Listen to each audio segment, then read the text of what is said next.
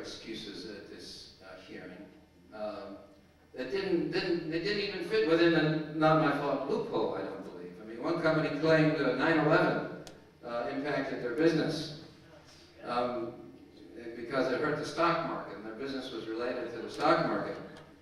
Well, of course, the stock market is now reaching record highs, and 9/11 was, what was it, 5.5 years ago? And then they also said, well, you know, we didn't create the full-time jobs, we said, because we're using temporary employees. Well, why is that an excuse for not doing what you said? It's your strategy to use temporary employees. And another company said, well, we outsourced those jobs. They're still really doing the same work, but they're outsourced to a different company. So they don't appear in our employee roles. That's why we didn't create the number of jobs we said. Well, I mean, to my mind, these excuses are not valid. Anyway, it's a decision for the council to make. This hearing, as I said, was December 13th. What's happened, there has yet to be action on any of these issues. There's yet to be a meeting to discuss what to do about any of these issues. Okay, when we talk about jobs, the biggest job issue is A.J. Wright. Because it promised 850 jobs and it created 379. And not only that, but it received $9.3 million in public subsidies. A $6.6 million bond issue that was floated by the city, you know, to clear the land, buy the land for A.J. Wright, plus other subsidies. Now, I think, you know, I think in fact that there is a legitimate reason to provide subsidies and encourage a company like A.J. Wright, because it's located in Sample and Olive. It hires local employees from the inner city. It's recognized union and bargained collectively with that union, which is more than many companies in this country are willing to do. So I give them credit for that. And so I think there's a reason, you know, to provide some kind of subsidy. When you calculate the amount of subsidy per job, well, it works out to be $24,475 that the public has paid for A.J. Wright to create these 379 jobs. And not only that, it's not only the issue about jobs, it's about the wages that these jobs are paying. Now, they promised when they applied for this public subsidy, they would be creating $9 an hour jobs. They've delivered $7 an hour jobs. At the hearing, the person from A.J. Wright said their starting salary was $6.25 an hour, and their average pay was $7 an hour. Well, that works out to be, if $7 an hour, if you work 40 hours a week, every week of the year, which of course not everyone does, but it turns out to be $14,560 that you make from that job. So we've paid $24,000 for each job, and the jobs pay $14,000. Of course, they pay them every year, but nonetheless, this is I think, a significant disparity. Well, they of course claimed at the hearing, well, we had some problems. You know, we couldn't create the jobs that we wanted. Well, apparently the news hasn't percolated to the top of the organization because the CEO for TJX, the parent company of A.J. Wright, made $7.6 million. Well, anyway, what was the outcome of this? A.J. Wright was fined $460 per job per year. You may have read about this in the newspaper recently. This was a modification of the development agreement that had been negotiated with A.J. Wright and the city. originally been $5,500 per job on a one-time basis. This was changed to $460 per year. The rationale being that would still provide an incentive for A.J. Wright to continue with its expansion and to continue to hire more jobs if we wanted to avoid this penalty in the future. I think it's interesting that we didn't find the not my fault loophole here. I mean, the city, I think to its credit, negotiated a development agreement with A.J. Wright and said, if you don't create these jobs, you will pay us this money. And they couldn't say, well, it wasn't our fault. So I think the development agreement seems to have a lot more power than the tax abatement ordinance. I think we need a community benefit agreement here. I mean, I think it's important that this language is negotiated between the city and A.J. Wright, but the community needs to know about this. It needs to know what's in this development agreement, to know how it's negotiated, and needs to perhaps expand what's in this development agreement to provide more benefits, and to address the issue of wages, not only just jobs.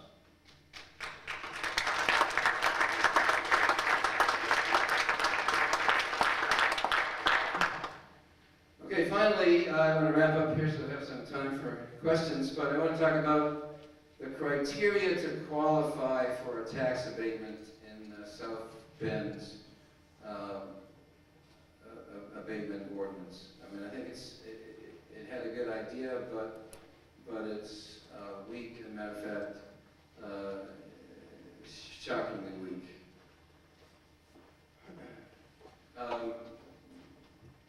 What are the weaknesses? Well, we have low expectations. The wage that we encourage, not require, but encourage companies to pay is the, quote, market wage. In other words, if you pay whatever anyone else is paying, then you get credit toward a longer abatement. But this is no incentive to pay anything else than low wages if that's what everybody else is paying. There are vague criteria. You can get, the structure of the ordinance, by the way, is that there's a base 3-year abatement, and then if you want a longer abatement, you qualify for certain points based on certain benefits that you provide. So if you pay this market wage, you get a certain number of points. If you have a pension plan for your employees, you get a certain number of points. But all the ordinance says is that you have to contribute to a pension plan. Well, how much are you contributing to a pension plan? Teresa Gillardrici, the expert on pension plans, will tell you there's all kinds of pension plans. And some are just apply only to certain executives, and some apply to the full workforce, and some are good and some are bad.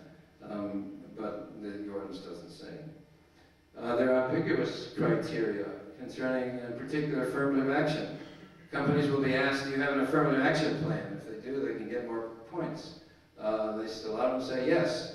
But when you ask them, well, what does that mean? They'll say, well, we don't discriminate against anybody.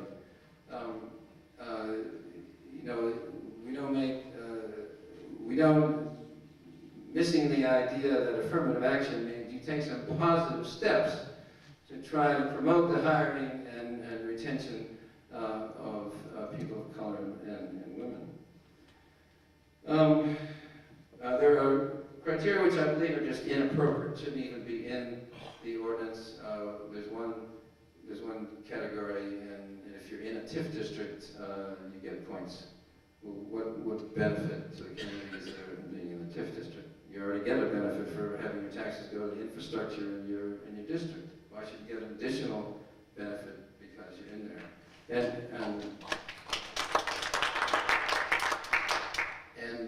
Matter of fact, most abatements are in TIF districts. The overwhelming majority of abatements that are given out are in TIF districts. So this is just kind of free points given away. There are missing criteria. There's no specific incentives for investing in downtown or the inner city. Anywhere you want to go, for the most part, for an industrial or warehouse job in the entire city, you get an abatement. And there are some particular criteria for office retail pertaining to downtown and so forth. But for the most part, there's no specific incentive for developing places like LaSalle Square in the inner city. There's insufficient written documentation. All you have to do is say, well, yeah, I do that, and you get the points. And really, you get a 3-year free ride. There's nothing you have to do to get that 3-year abatement, which can be very significant for companies. Now, the South Bend Common Council did discuss revising this ordinance in 2006, but again, nothing has happened in 2007. It seems like a bad year for certain things. However, there is a current proposal that was presented to them just yesterday, as a matter of fact, which was an updating of the proposal that was discussed last fall. It's basically the same thing, but some of the blanks are filled in. And so this current proposal, I think, would make this tax abatement a real community benefits agreement, because it talks about creating good jobs. There are incentives for paying self-sufficiency wages, prevailing wages. And there's the real incentives for providing good benefits. And you have to, in order to get any abatement at all under this proposal, you have to pay at least a, quote, poverty wage, which is enough to, if you work full-time, to keep you out of poverty. This is for the area, $7.90 an hour. Not too high, considering Congress is about to raise the minimum wage to $7.25 an hour. The self-sufficiency wage would be $12.50 an hour. This wouldn't be required, but if you were able to pay that, you would get more points. The ordinance provides equal opportunity, affirmative action, encourages hiring low-income workers, protects the environment with the requirement to build energy-efficient buildings, or an encouragement, not a requirement. Provides for written documentation and compliance, and provides real incentives for investing in downtown in the inner city.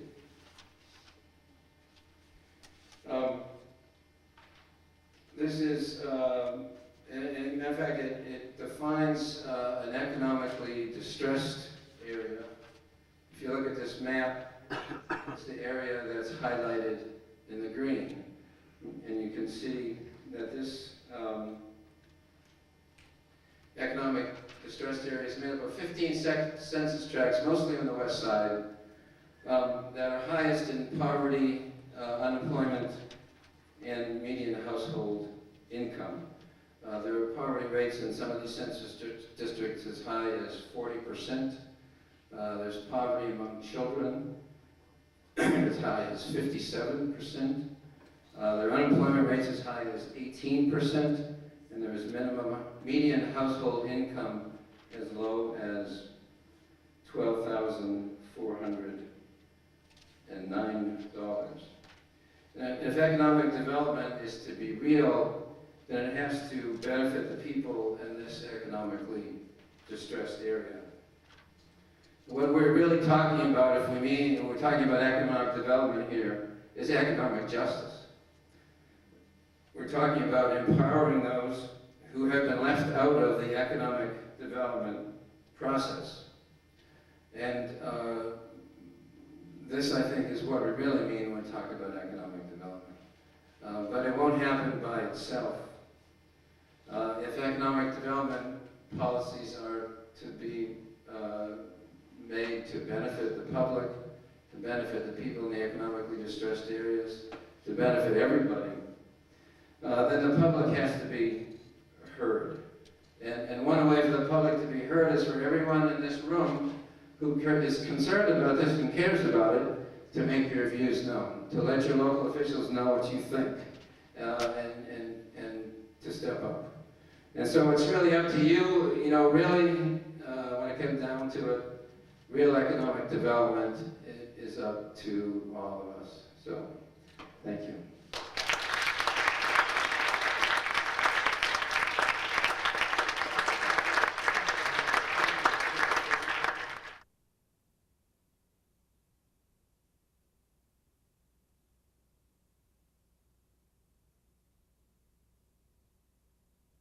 mean, I think that's what I'm talking about when I say that the people need to be involved in these development decisions. And they need to decide how it is that these dollars are used to help people, how it is to help local indigenous businesses, how it is that we can help local minority businesses. So I think that's, you know, it's certainly very appropriate.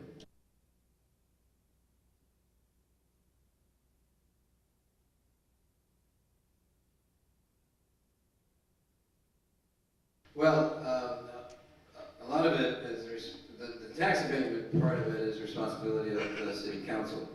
They're the ones that grant the abatements, and so they're the ones that need to say you didn't follow through on your abatements and here's what you need to do. Of course, we've seen that the development agreements cover part of this. I mean, the redevelopment commission negotiates development agreements with with companies like an AJ Wright and with developer agreements for major projects. So there needs to be some input with the redevelopment commission as well. I think people need to, this is kind of forgotten because it's kind of out of the way in the 13th floor of the county city building, but they have a lot of power, they make a lot of important decisions, and people need to get involved in it and find out what they're doing.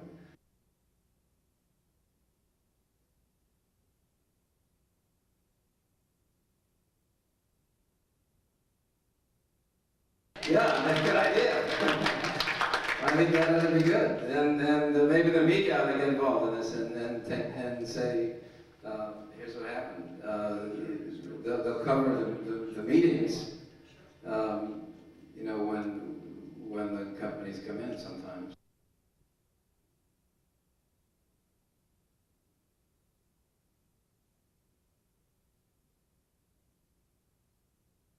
Yes, that's exactly right. And this is a beggar thy neighbor policy, as some people have called it, a race to the bottom. And when we've created this monster in this country, and it's related to this idea that we need to create free markets and eliminate barriers, and companies can go anywhere they want.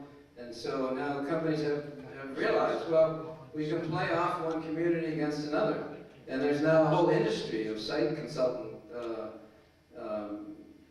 advisors, and you can site consultants, and they tell you the companies how to do this, how to play off one municipality against another, and ultimately you're exactly right. I mean, it's just kind of, we get one from one, but it's not the other. So I mean, I think, you know, it's very difficult though when you're an individual city in that, caught in that, to know what to do. There's an enormous temptation to say, yeah, and I think a lot of well-meaning, you know, public officials think, well, I don't like it, you know, look what we have to do, but what else can you do? If we don't do it, then we'll lose the jobs, and we'll be, you know, say, you know, we did the right thing, but we won't have any jobs.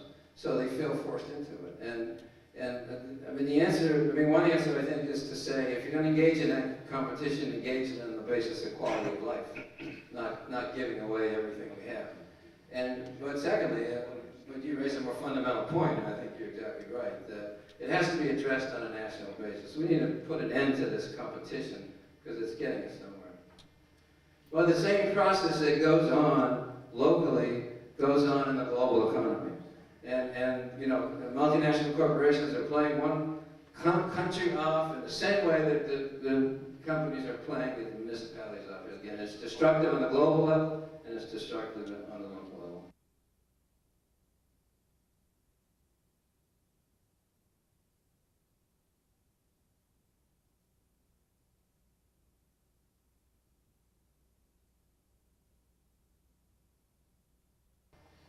Yeah, I mean, that's a good point. And you know, and St. Joseph County has a lot of nonprofits, and you know, part of the reason, you know, the circuit breaker was going to impact this was, you know, it had to do with that. So I think it's a real problem. It's a real problem. You know, the downtown South Bend has tried to voluntarily ask nonprofits to contribute. There's a thing called pilot payment in lieu of taxes that nonprofits can be. They can make payments.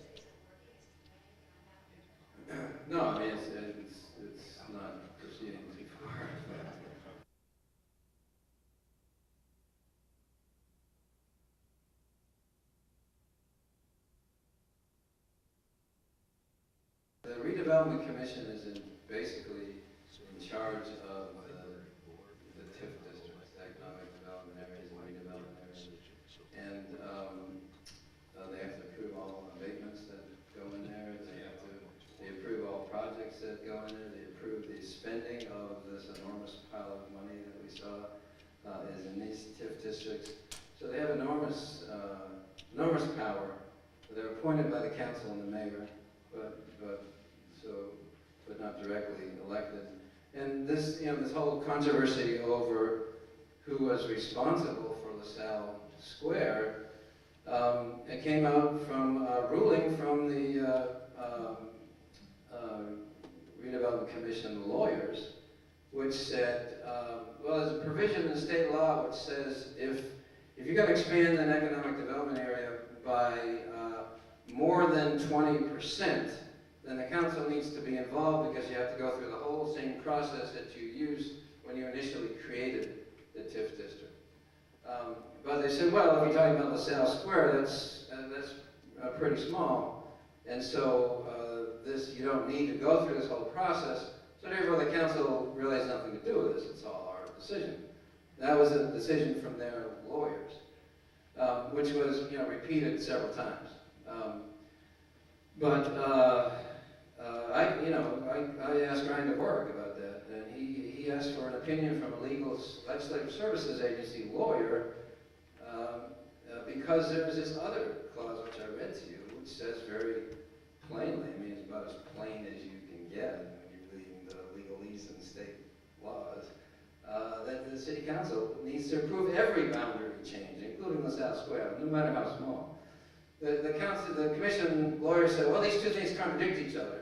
And so the 20% rule was passed in 1989, and this other rule was passed in 1987. So 1989 was more recent, so that takes priority. Well, this is, I mean, if you accept that argument, you have to assume that the state legislature made this enormous mistake, and they passed laws which contradict each other, and they haven't recognized it for 18 years.